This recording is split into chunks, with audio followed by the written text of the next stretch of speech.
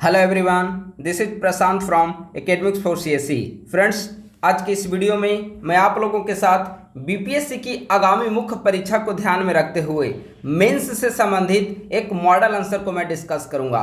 आज का जो हमारा मॉडल आंसर डिस्कशन का जो टॉपिक होगा वह बीपीएससी जीएस पेपर 1 सेक्शन 2 के अंतर्गत करेंट अफेयर से संबंधित यह हमारा आज का टॉपिक होगा। आज का हमारा टॉपिक COP27 जलवायु परिवर्तन से संबंधित सम्मेलन को लेकर है। COP27 से संबंधित मैं मॉडल आंसर को मैं डिस्कस करूंगा। यह बीपीएससी की आगामी मुख्य परीक्षा के लिए काफी ज्यादा इंपॉर्टेंट है और अगर सिलेबस के अंतर्गत देखें तो बीपीएससी जीएस पेपर 1 सेक्शन 2 के अंतर्गत करेंट अफेयर सेक्शन में COP27 टॉपिक काफी ज्यादा महत्वपूर्ण है आने वाले बीपीएससी मुख्य परीक्षा के लिए। आइए सबसे पहले इसका प्रश्न को देखते हैं, इसके बाद इसके मॉडल आंसर को हम लोग डिस्कशन करेंगे। प्रश्न है, वर्तमान में पूरा विश्व जलवायु परिवर्तन से उत्पन्न वैश्विक चुनौतियों का सामना कर रहा है। इस परिदृश्य में इससे निपटने के लिए आयोजित जलवायु परिवर्तन शिखर सम्मेलन COP27 की उपलब्धियों की चर्चा कीजिए। देखिए, प्रश्न कई सेक्शन में बटा हुआ है। आंसर लिखने से पहले प्रश्न के अंतर्गत कौन कौन से की पॉइंट्स हैं जिसके आधार पे आपको आंसर लिखना है, इसका आपको चयन करना होगा। प्रश्न का पहला सेक्शन में कहा गया है कि जलवायु परिवर्तन से उत्पन्न वैश्विक चुनौतियों का सामना पूरा विश्व कर रहा है। तो आपको बताना है कि किस प्रकार से जलवायु परिवर्तन से उत्पन्न चुनौतियों का सामना पूरा विश्व कर रहा है, यानी कि जलवायु परिवर्तन की कौन कौन सी चुनौतियां हैं। जलवायु परिवर्तन से उत्पन्न कौन कौन सी चुनौतियां हैं, स्वास्थ्य संबंधी समस्या है, ग्लोबल वार्मिंग की इशू है, ये सब आपको बताना होगा। इसके बाद आपको बताना है कि COP27 जो है वह जलवायु परिवर्तन से निपटने में किस प्रकार से कारगर साबित होगी, कौन कौन सी उसकी उपलब्धियां हैं, इस पर आपको चर्चा करना है। सबसे पहले इसका हम लोग इंट्रोडक्शन देखेंगे। इंट्रोडक्शन में हम लोग जलवायु परिवर्तन की डिफिनीशन को लिखेंगे, क्योंकि जलवायु परिवर्तन की परिभाषा प्रश्न में कहीं पूछा नहीं गया है और चूंकि प्रश्न जलवायु परिवर्तन से संबंधित है तो आप बेझिझक इंट्रोडक्शन में आप जलवायु परिवर्तन को परिभाषित करें संक्षिप्त रूप में। जलवायु परिवर्तन की परिभाषा को देखिए। जलवायु परिवर्तन से तात्पर्य दशकों, सदियों या उससे अधिक समय में होने वाली जलवायु में दीर्घकालिक परिवर्तनों से है। यानी कि जलवायु परिवर्तन जो है वो ऐसा नहीं है कि एक दो दिन में जो वातावरण में घटनाएं घटी उसके कारण जलवायु परिवर्तन देखने को मिलेगा, नहीं, ये दीर्घकालिक परिवर्तन से संबंधित है। जलवायु परिवर्तन लंबे समय से वातावरण में अगर कार्बन डाइऑक्साइड का लंबे समय से उत्सर्जन हो रहा है, मीथेन गैस का लंबे समय से उत्सर्जन हो रहा है, तब जाकर दीर्घकालिक रूप में ये जो वातावरण है वह जलवायु परिवर्तन का रूप लेता है। तो जलवायु परिवर्तन से तात्पर्य है दशकों, सदियों या उससे अधिक समय में होने वाली जलवायु में दीर्घकालिक परिवर्तन। वर्तमान समय में जलवायु परिवर्तन एक प्रमुख वैश्विक चुनौती के रूप में अंतर्राष्ट्रीय समुदाय के सम्मुख विद्यमान है। यह संक्षिप्त रूप में 2 सेंटेंस की यह इंट्रोडक्शन है। आपको जो भूमिका आप आंसर में लिखेंगे वह हमेशा संक्षिप्त होनी चाहिए। अब बीपीएससी में आंसर लिखने का पैटर्न में आपको थोड़े से बदलाव करने होंगे, क्योंकि अब प्रश्न के बाद स्पेस दिया हुआ रहेगा और उतने ही स्पेस में आपको प्रश्न का उत्तर लिखना होगा। जो नया ट्रेंड चेंज किया गया है बीपीएससी के द्वारा, पैटर्न चेंज किया गया उसके अकॉर्डिंग, तो संक्षिप्त रूप में आप लोग इंट्रोडक्शन लिखने की हैबिट बनाइए। तो यह संक्षिप्त रूप में हमारा जलवायु परिवर्तन और COP27 से संबंधित हमारा इंट्रोडक्शन है। अब प्रश्न का पहला सेक्शन क्या कह रहा है कि जलवायु परिवर्तन से उत्पन्न जो चुनौतियां हैं उससे पूरा विश्व प्रभावित है। अब देखते हैं कि आखिर कौन कौन सी ऐसी चुनौतियां हैं। जलवायु परिवर्तन के महत्वपूर्ण कारणों में ग्रीन हाउस गैसों के उत्सर्जन में वृद्धि, संसाधनों का अतिदोहन, वन उन्मूलन, औद्योगिकरण आदि प्रमुख है। यहाँ पर चूंकि कारण पूछा नहीं गया है लेकिन हमने एक सेंटेंस में लिख दिया। चूंकि कारण बताएंगे तभी आप बताएंगे ना कि जलवायु परिवर्तन से ये चुनौतियां उत्पन्न हो रही है। तो एक सेंटेंस में हमने कारण को बताया कि औद्योगिकरण, वन उन्मूलन, शहरीकरण, संसाधनों का अतिदोहन, ग्रीन हाउस गैसों का उत्सर्जन, ये सभी जलवायु परिवर्तन के महत्वपूर्ण कारण हैं। जलवायु परिवर्तन के कारण पूर्व औद्योगिक काल यानी कि 1850 से 1900 का जो इंडस्ट्रियल फेज था में औसत की तुलना में वैश्विक सतह के तापमान में 1.1 डिग्री सेल्सियस की वृद्धि हुई है। जलवायु परिवर्तन किस प्रकार से हमारी चुनौती बन रही है वो समझिए। जलवायु परिवर्तन के कारण देखेंगे कि टेम्परेचर में हमारा 1.1 डिग्री सेल्सियस औसत तापमान में वृद्धि हो रही है। इससे जहां एक तरफ समुद्री जैव विविधता प्रभावित हो रही है, वहीं दूसरी तरफ मानवीय जीवन को अनेक कठिनाइयों का सामना करना पड़ रहा है। कैसी कठिनाइयों का सामना करना पड़ रहा है? स्वास्थ्य संबंधी समस्याएं हैं। ओजोन रेज देखेंगे कि अब डायरेक्टली हमारे शरीर को प्रभावित कर रही है। ग्लोबल वार्मिंग की समस्या इसके कारण है। टेम्परेचर वृद्धि हो रही है, टेम्परेचर में इसके कारण वृद्धि हो रही है, मानवीय जीवन जो है प्रतिकूल रूप से प्रभावित हो रहा है। मौसमी आप देखेंगे समय से पहले वर्षा की स्थिति है, और अगर समय से पहले वर्षा हो जाएगी तो फसल उत्पादन पर इसका नकारात्मक असर पड़ेगा। गर्मी के दिनों में वर्षा होना, वर्षा के दिनों में तेज धूप निकलना, ठंड के दिनों में वर्षा होना, ठंड के दिनों में गर्मी का आभास होना, ये सभी जो है मौसमी परिवर्तन, जलवायु परिवर्तन के कारण ये सभी समस्याएं देखने को मिल रही है। जलवायु परिवर्तन की कई सारी चुनौतियां हैं, यहां पर हम लोग संक्षिप्त रूप में देखेंगे। जलवायु परिवर्तन से उत्पन्न चुनौतियां, सबसे महत्वपूर्ण है ग्लेशियर की बर्फ का पिघलना। क्योंकि ग्लोबल वार्मिंग की जब स्थिति होगी तो टेम्परेचर में वृद्धि होगी।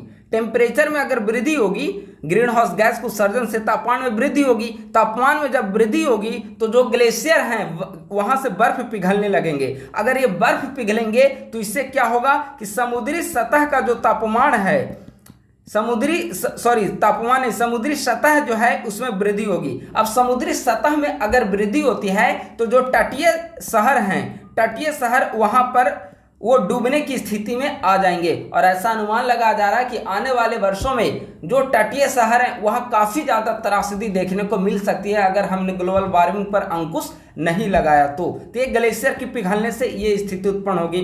खाद्य सुरक्षा प्रभावित हो रही है। अभी हमने बताया कि ठंड के दिनों में वर्षा होना, वर्षा के दिनों में तेज धूप निकलना, इसके कारण समय से पहले वर्षा अगर हो जाएगी तो धान की खेती कैसे होगी, है ना। तो धान की खेती के लिए वर्षा को होना आवश्यक है, और अगर धान की खेती नहीं होगी तो चावल उत्पादन पर नकारात्मक असर पड़ेगा, और चावल उत्पादन पर नकारात्मक असर होने से खाद्य सुरक्षा जो है पूरी तरीके से प्रभावित होगी, खाद्य श्रृंखला प्रभावित होगी। पूरे देश में भूखमरी, कुपोषण की स्थिति जो है बड़े स्तर पर हमें देखने को मिलेगी। असामयिक मौसमी परिवर्तन हमने डिस्कस कर दिया, ठंड, गर्मी, वर्षा, समय से पहले बारिश, ये सबको।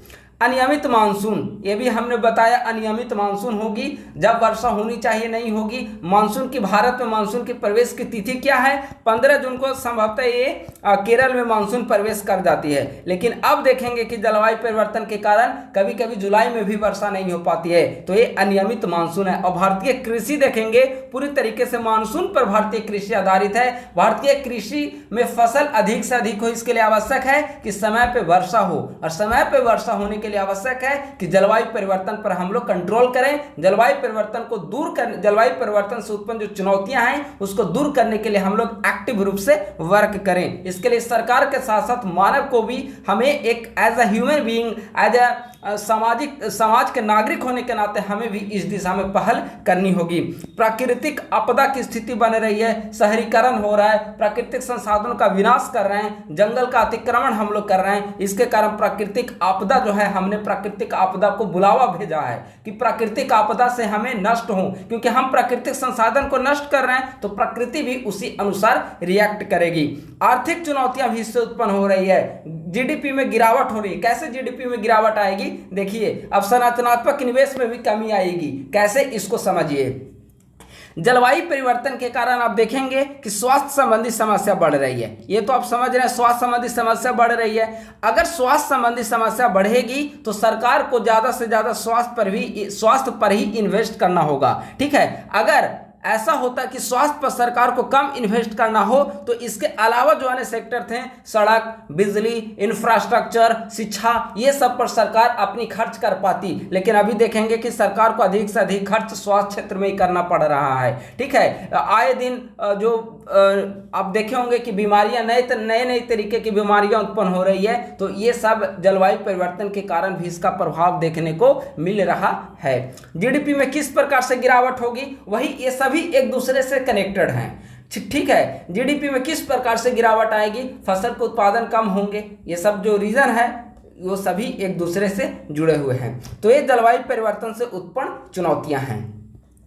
अब प्रश्न के दूसरे सेक्शन की ओर हम लोग धीरे धीरे बढ़ेंगे। COP27 और उसकी महत्वपूर्ण उपलब्धियों की ओर हम लोग बढ़ रहे हैं। जलवायु परिवर्तन के कारण उत्पन्न इन चुनौतियों ने मानवीय जीवन तथा जैव विविधता को व्यापक स्तर पर नुकसान पहुंचाया है। मानवीय जीवन हेल्थ इश्यूज को तो हमने बता दिया, जैव विविधता को किस प्रकार से नुकसान उत्पन्न हो रहा है हमने बताया कि समुद्र का तापमान में वृद्धि हो रही है, समुद्री सतह में वृद्धि हो रही है, समुद्री जो जैव विविधता है उनको नुकसान पहुंच रहा है। तो इस प्रकार से जैव विविधता पर संकट उत्पन्न है। अतः इससे निपटने के लिए वैश्विक समुदाय के द्वारा समय समय पर विभिन्न बैठकें आयोजित की जाती रही है। कई सारे जलवायु परिवर्तन से संबंधित बैठकें हुई है। क्योटो प्रोटोकॉल हो गया, अर्थ समिट हो गया, पेरिस सम्मेलन हो गया। इन्हीं में से एक जो है वह conference of parties, COP, COP, इसका पूरा नाम है कॉन्फ्रेंस ऑफ पार्टीज। इसका प्रतिवर्ष आयोजन किया जाता है। तो पिछले बार इसका आयोजन COP27 इसी का हिस्सा है। इसके पहले COP26 हुई थी। तो यह प्रतिवर्ष कॉप यानी कि कॉन्फ्रेंस ऑफ पार्टीज एक सम्मेलन होता है जिसमें विश्व के सभी देश एकत्रित होकर जलवायु परिवर्तन से संबंधित सभी वैश्विक मुद्दों पर चर्चा और विचार विमर्श करने के पश्चात एक निष्कर्ष निकालते हैं। एक सामूहिक निष्कर्ष होता है कि किस प्रकार से हमें चुनौतियों से निपटने के लिए कार्य करना चाहिए। अब हम लोग COP27 की ओर बढ़ रहे हैं। COP27 क्या है, कब इसकी समिट हुई, सबसे पहले इसे हम लोग देखेंगे, उसके बाद इसकी क्या उपलब्धियां रही उस पर चर्चा करेंगे। COP27 का आयोजन 6 से 18 नवंबर 2022 के मध्य मिस्र में आयोजित सम्मेलन में किया गया। देखिए COP27 जो है वह नवंबर 2022 में इसकी सम्मेलन हुई है। इसके बाद अभी तक जलवायु परिवर्तन की कोई सम्मेलन नहीं हुई है। इसीलिए बीपीएससी की आगामी मुख्य परीक्षा के लिए इंपॉर्टेंट है, क्योंकि बीपीएससी करंट अफेयर के अंतर्गत वही टॉपिक पूछेगी जो रिसेंट में जिसकी बैठक हुई हो। COP27 उनमें एक है। COP27 को आप काफी बेहतर तरीके से करिए। जलवायु परिवर्तन से संबंधित बारीकी को, चाहे वह आप लोग 68वीं बीपीएससी की मुख्य परीक्षा दे रहे हो या फिर आगामी बीपीएससी मुख्य परीक्षा 69वीं या 70वीं की आप तैयारी कर रहे हो, जलवायु परिवर्तन की बारीकियों को आपको समझना आवश्यक है। बीपीएससी के अगर आप ट्रेंड को देखेंगे तो जलवायु परिवर्तन से संबंधित सवाल जो है या तो करंट अफेयर में या फिर ज्योग्राफी इकोनॉमी के सेक्शन में या फिर साइंस एंड टेक्नोलॉजी में कहीं ना कहीं जलवायु परिवर्तन से संबंधित प्रश्न आपको देखने को मिलेंगे ही मिलेंगे। तो COP27 का आयोजन नवंबर 2022 में कहां पर किया गया है, मिस्र में किया गया है, जिसमें जलवायु परिवर्तन को प्रमुख चुनौती मानते हुए इसे दूर करने की दिशा में पहल करने पर विशेष बल दिया गया। सम्मेलन के दौरान जलवायु परिवर्तन से संबंधित स्थितियों से निपटने के लिए 3 एजेंडा निर्धारित किए गए। कौन कौन 3 एजेंडा थे, ये बहुत महत्वपूर्ण है। 3 एजेंडा जलवायु परिवर्तन की राजनीति के 3 स्तंभ के रूप में COP27 में 3 एजेंडा निर्धारित किए गए। पहला है जिनमें न्यूनीकरण, दूसरा है अनुकूलन और तीसरा है नुकसान और क्षति। नुकसान और क्षति का डैमेज एंड लॉस। इसके अंतर्गत वही विकासशील देशों को और अविकसित देशों को विकसित देशों के द्वारा क्षतिपूर्ति के रूप में कुछ वित्तीय राशि प्रोवाइड कराई जाती है, तो नुकसान एवं क्षति के अंतर्गत होगा। तो इस पर ये तीनों पर चर्चा किए गए और इस पर सहमति बनाने का प्रयास किया गया COP27 के अंतर्गत। तो COP27 से संबंधित जब भी प्रश्न आए, शॉर्ट नोट्स में भी पूछा जा सकता है और लॉन्ग डिस्क्रिप्टिव में भी पूछा जा सकता है। तो जलवायु परिवर्तन के 3 स्तंभ के रूप में आपको न्यूनीकरण, अनुकूलन और नुकसान एवं क्षति COP27 की एक मजबूत आधारशिला रही है। COP27 में भागीदार रहे विश्व के प्रमुख राष्ट्रों के द्वारा निम्नलिखित कदम पर विचार सहमति बनाने पर विचार किया गया। पहला कौन है, लॉस एंड डैमेज। अभी हमने ऊपर बताया नुकसान एवं क्षति। कमजोर देशों को लॉस एवं डैमेज के तहत वित्त पोषण प्रदान करने के लिए एक समझौते पर हस्ताक्षर किया गया। विकासशील देशों में जलवायु प्रौद्योगिकी समाधानों को बढ़ावा देने के लिए एक नया पंचवर्षीय योजना, एक नया पंचवर्षीय कार्यक्रम शुरू करने पर जोर दिया गया। जलवायु परिवर्तन समस्या और संभावित समाधानों दोनों के रूप में जल के महत्व को प्रतिबिंबित करने हेतु जल अनुकूलन और लचीलापन पहल पर कार्यवाही कार्यक्रम प्रारंभ करने पर भी फोकस दिया गया है। कार्बन क्रेडिट उत्पादन के विकास हेतु एवं अफ्रीका में रोजगार के अवसर पैदा करने हेतु अफ्रीकी कार्बन बाजार पहल शुरू की गई है। ग्लोबल वार्मिंग को रोकने में मैंग्रोव की भूमिका को देखते हुए जलवायु परिवर्तन के लिए मैंग्रोव गठबंधन MAC भी तैयार किया गया। ये हमने 5 महत्वपूर्ण पॉइंट COP27 का लिया है। ऐसे COP27 में कई सारे मुद्दों पर चर्चा की गई, लेकिन ये 5 जो महत्वपूर्ण मुद्दे थे जिस पर कंक्लूजन निकाला गया वो हमने आपके समक्ष रखा है, जिनमें डैमेज एंड लॉस की फिलॉसफी हो गई, अफ्रीकी कार्बन बाजार पहल हो गया, मैंग्रोव हेतु मैंग्रोव गठबंधन हो गया। ये सभी जो पहले हैं COP27 के अंतर्गत जलवायु परिवर्तन से निपटने में काफी ज्यादा मददगार एवं कारगर साबित होगी। ये सारे पॉइंट को आप एज इट इज याद कर लें। COP27 से संबंधित कोई भी प्रश्न आए तो निष्कर्ष के रूप में आप इन सभी पॉइंट और ऊपर में 3 स्तंभ जो हमने बताया था, न्यूनीकरण, अनुकूलन, नुकसान और क्षति, उन तीनों पॉइंट को आप लोग वहां पर जरूर लिखें। अब भारत की क्या भूमिका रही है COP27 के अंतर्गत? तो भारत ने भी इस सम्मेलन में सभी जीवाश्म ईंधनों के उपयोग को धीरे धीरे कम करने पर सहमति बनाने का आह्वान किया। यानी कि इसका मतलब हो गया कि कोयले का प्रयोग हम धीरे धीरे कम करेंगे, यानी कि जीवाश्म ईंधन जिससे जो जीवाश्म ईंधन है उसके उपयोग में हम धीरे धीरे कटौती करेंगे, इसका आह्वान भारत ने किया। इसके अलावा COP27 में जारी किए गए पंचामृत घोषणा को लागू करने पर प्रतिबद्धता जताई। अब प्रश्न है कि पंचामृत योजना क्या है? पंचामृत योजना COP26 में भारत के द्वारा दिया गया था, जिसमें जलवायु परिवर्तन पर भारत का क्या स्टैंड होगा, आने वाले समय में जलवायु परिवर्तन से निपटने के लिए भारत की क्या रणनीति है, क्या क्या टारगेट हैं, इस पर पंचामृत में चर्चा की गई थी। COP27 से संबंधित BPSC का मॉडल आंसर जो हमने डिस्कस किया है, अभी भी यूट्यूब प्लेलिस्ट में साइंस एंड टेक के प्लेलिस्ट में अगर आप जाएंगे तो वहां पर COP26 का मॉडल आंसर अवेलेबल है, आप उसे देखिए। वहां पर हमने जलवायु परिवर्तन और पंचामृत से संबंधित बड़े बेहतर तरीके से मॉडल आंसर को वहां पर भी हमने डिस्कस किया है। तो भारत ने COP27 में फिर से आह्वान किया कि COP26 में जो भी हमारी पंचामृत घोषणा पत्र है उस पर लागू करने को लेकर हम पूरी तरीके से प्रतिबद्ध हैं। भारत ने कहा है कि जलवायु परिवर्तन पर घरेलू कार्रवाई और बहुपक्षीय सहयोग दोनों के लिए भारत जो है पूरी तरीके से प्रतिबद्ध है। यानी कि जलवायु परिवर्तन को दूर करने के लिए COP27 में भारत की प्रतिबद्धता पूरे राष्ट्र के सामने आई है। अब प्रश्न का जो सारा सेक्शन था वो यहाँ पर समाप्त होता है। तो यहाँ पर कंक्लूजन के जरिए हम लोग प्रश्न का जो मॉडल आंसर का जो राइटिंग है उसे हम लोग फिनिश कर रहे हैं। निष्कर्षता यह स्पष्ट है कि जलवायु परिवर्तन से उत्पन्न चुनौतियों से निपटने के लिए समस्त वैश्विक जगत जो है वह निरंतर कदम उठा रही है। COP27 इस दिशा में निर्णायक कदम माना जा सकता है, या COP27 की इस दिशा में महत्वपूर्ण भूमिका है। तो दोस्तों, इस प्रकार से आज की इस वीडियो में हमने COP27 उस सम्मेलन में भारत की क्या भूमिका रही, COP27 का क्या क्या आउटपुट रहा, जलवायु परिवर्तन, उसके कारण, उसके परिणाम, किस प्रकार से मानव जीवन के लिए चुनौतियां हैं, इन सभी विविध मुद्दों को बहुप्रेक्षीय रूप से हमने यहाँ पर समझने का प्रयास किया है। मुझे उम्मीद है कि जलवायु परिवर्तन से संबंधित टॉपिक को समझने में यह वीडियो आपके लिए मील की पत्थर साबित होगी और आप लोग BPSC मेंस के लिए इस पैटर्न के आधार पर आप लोग आंसर राइटिंग को काफ़ी बेहतर तरीके से स्ट्रॉन्ग कर पाएंगे और स्किलफुल आपकी आंसर राइटिंग बनाने में हमारी यह वीडियो आपके लिए कारगर होगी। इस वीडियो को लाइक, सब्सक्राइब और शेयर करना ना भूलें। अपने दोस्तों के साथ इसे अधिक से अधिक शेयर करें ताकि BPSC की तैयारी करने वाले हर अभ्यर्थियों के पास BPSC का मॉडल आंसर इस तरीके से पहुंचता रहे। धन्यवाद। Thank you so much.